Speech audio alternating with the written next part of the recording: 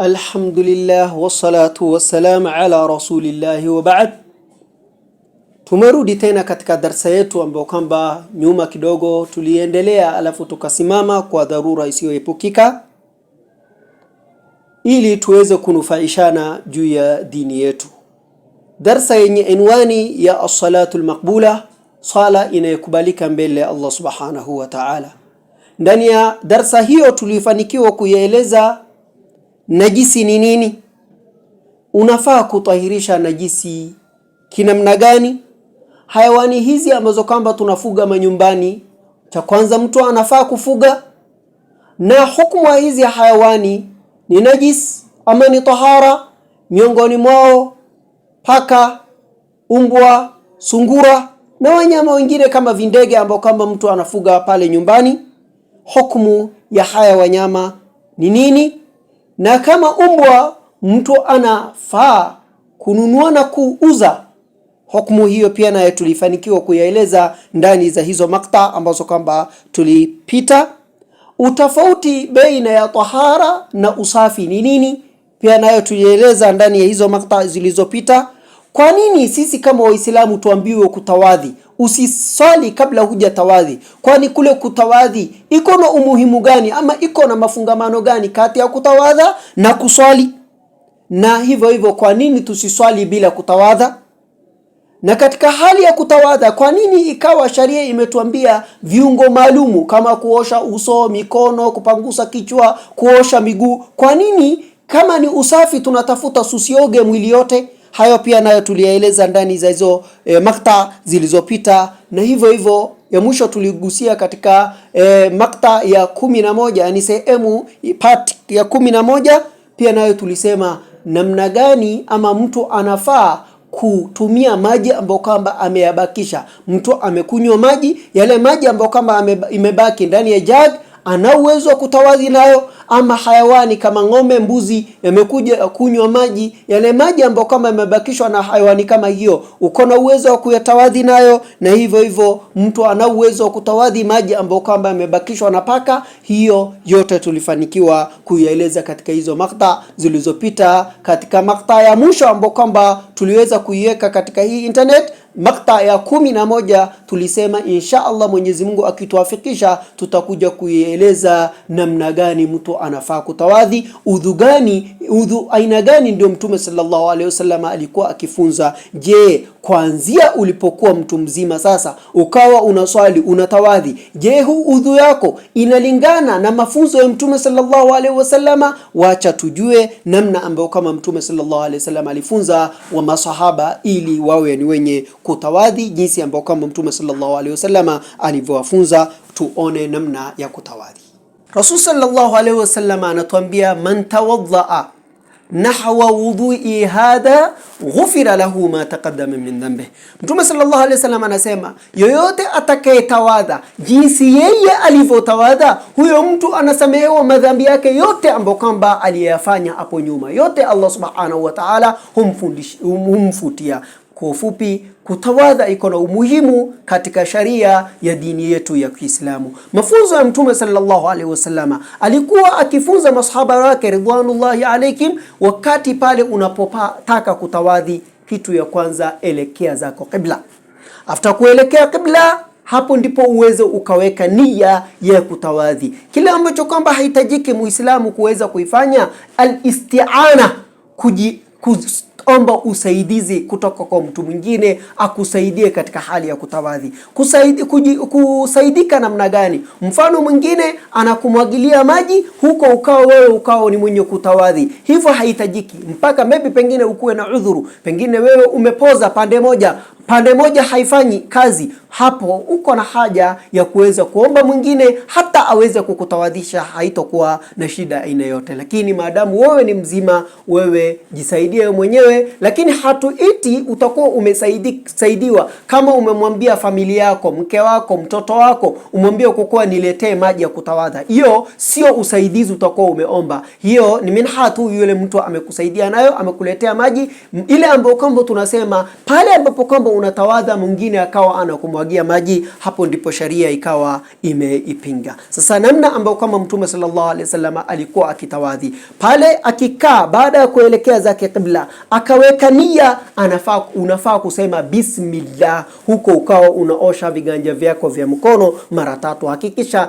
katikati ya vidole pia nayo maji yameweza yakawa ni yenye kufika. After hapo ndio ukawa unachukua maji kupeleka kwa mdomo wako, unasukutua, na hayo maji kidogo tena ukawa ni mwenye kuvuta kwa pumzi ndani ya pua yako, ukawa unaiosha hadi ndani ya pua. Hapo unasukutua kwa mdomo, unatema, na ya mapua unafaa kutoa na mkono wa kushoto. Yani mkono wa kushoto unatoa ndani ya mapua, mkono wa kulia ndio ambao kwamba inaweka kwa mdomo pamoja na kuvuta ndani ya pua, na upande ya kushoto ikawa ni yenye kutoa. Hivyo pia nayo unafaa kuosha mdomo na pua mara 3. After hapo ndipo unaingia sasa udhu fardhi yake, kuosha uso yako. Na uso inahitajika anza kuanzia mameleo ya kichwa, mameleo ya nywele ya kichwa, sehemu ambapo kwamba nywele inaanzia mpaka mwisho wa kidevu, na kuanzia sikio hadi sikio, hapo katikati ndio unafaa kuosha. Maybe pengine kama wakina dada utapata kuna hijabu yake, hijabu imefika hapo, yeye akao ni mwenye kuosha hapo mbele peke yake, udhu haitokuwa ni yenye kusii, kwa sababu Rasul sallallahu alaihi wasallam anaita udhu kama hiyo abtar, udhu ambao kwamba isiozaa matunda, sababu utatawadhi nayo, utaswali nayo, swala yako haitokuwa ni yenye kukubalika mbele Allah subhanahu wa ta'ala. Kwa ufupi, wakati pale unapoosha uso yako, hakikisha kuanzia nywele penye inaanzia mpaka mwisho wa kidevu, kuanzia sikio hadi sikio, hapo katikati kote maji yaweze akawa ni yenye kufikia. After hapo unafaa kuenda kuosha mkono wako, na mkono inahitajika osha mpaka kwenye hii elbow yako, na vingi ambayo Mtume sallallahu alaihi wasallam alikuwa anasema kwa kuwa ummati wake siku ya kiyama watakuja ghurran muhajjalina min hilyati wudu'ihim, watakuja wakiwa wanametameta nyuso zao, mikono yao na miguu yao, vichwa vyao, kwa sababu za ile udhu. Ndio Mtume sallallahu alaihi wasallam anasema yule ambaye kama anahitajika awe ni mwenye kumetameta zaidi, arefushe udhu yake kiasi ile ambayo kama atakayeweza. Kwa ufupi, wakati pale utakapoosha mkono wako, hakikisha pitisha hii elbow yako zaidi huko, ndipo Mtume sallallahu alaihi wasallam upate shifaa yake, sababu utakuwa ni miongoni mwa wale ambao kwamba wenye kuonekana kwa haraka ndani ya maashari ya kiyama.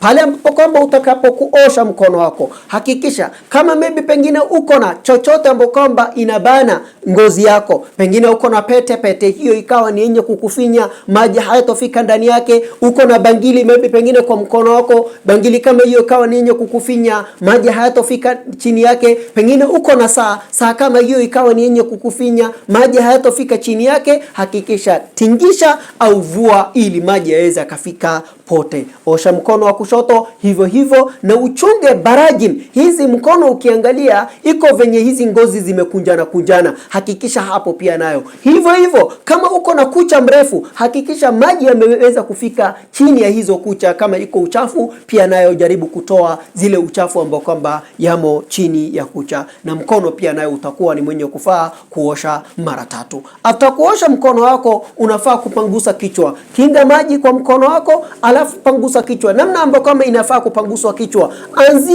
kuanzia mwanzo hapo, pitisha mkono wako mpaka kwenye kishogo, alafu rudisha. Hivyo hivyo wanaume na wanawake ndio wanaweza kufanya. Mwanamke maybe pengine ile nywele ambayo kwamba yameshuka huko chini, itakuwa ni maafu kwake, haitokuwa ni yenye kuzingatiwa. Chenye kuzingatiwa ni hii nywele ambayo kwamba iko juu ya kichwa. Pitisha, enda chini, narudisha hapo mbele. Hiyo ndio ambayo kwamba kichwa inahitajika hapo.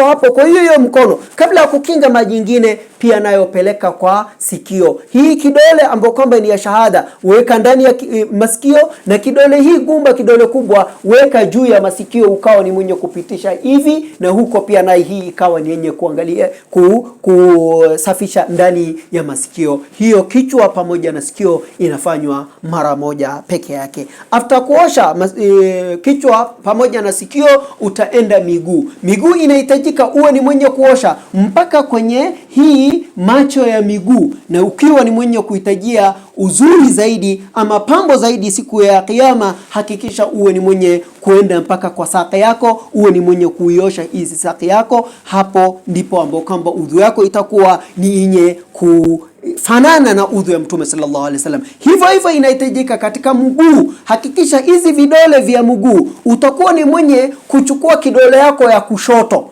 kidole yako kidogo ya kushoto uwe ni mwenye kuingiza kwa kidole kidogo ya mguu ya kulia chini hapo, ukawa ni mwenye kuingiza hapo. Hivyo ndivyo ambao kwamba utakuwa ni mwenye kuiendeleza. Yani vidole vyote utaanza kuanzia hii kidole kidogo, ukawa ni mwenye kupitisha hapo katikati, maji ukawa ni mwenye kumwagia hapo, ndipo unaosha hii mguu yako yote vizuri. Alafu uende kwa kulia hivyo.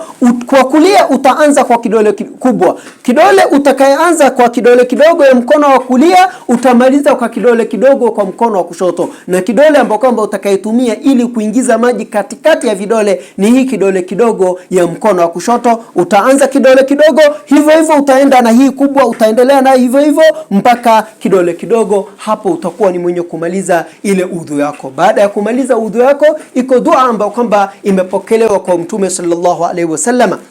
Mtume sallallahu alaihi wasallam alikuwa baada ya kumaliza akawa ni mwenye kuinua mkono yako na anainua macho yake akiwa anaangalia mbinguni akisema, ashhadu an la ilaha illa Allah wahdahu la sharika la wa ashhadu anna Muhammadan abduhu wa rasuluhu Allahumma ja'alni minat tawwabina waj'alni minal mutatahhirina. Wa wengine akawa ni yenye kupatikana, subhanaka Allahumma wa bihamdika ashhadu an la ilaha illa anta astaghfiruka wa atubu ilaika. Hii ndio mafunzo ya Mtume sallallahu alaihi wasallam amefunza masahaba wake ridwanullahi alaihim. Silsila kuanzia masahaba ikawa ni wenye kufunzana mpaka leo. Sisi pia nayo tumeona ndani za vitabu, tukawa ni wenye leo kuhimizana. Yule ambao kwamba udhu yake ilikuwa hali hii, aelewe atakuwa ni mwenye tawadha vizuri jinsi ambavyo kama Mtume sallallahu alaihi wasallam alifunza. Kama wewe udhu yako ilikuwa iko kasoro kuliko hapo, hakikisha uwe ni mwenye kujirekebisha.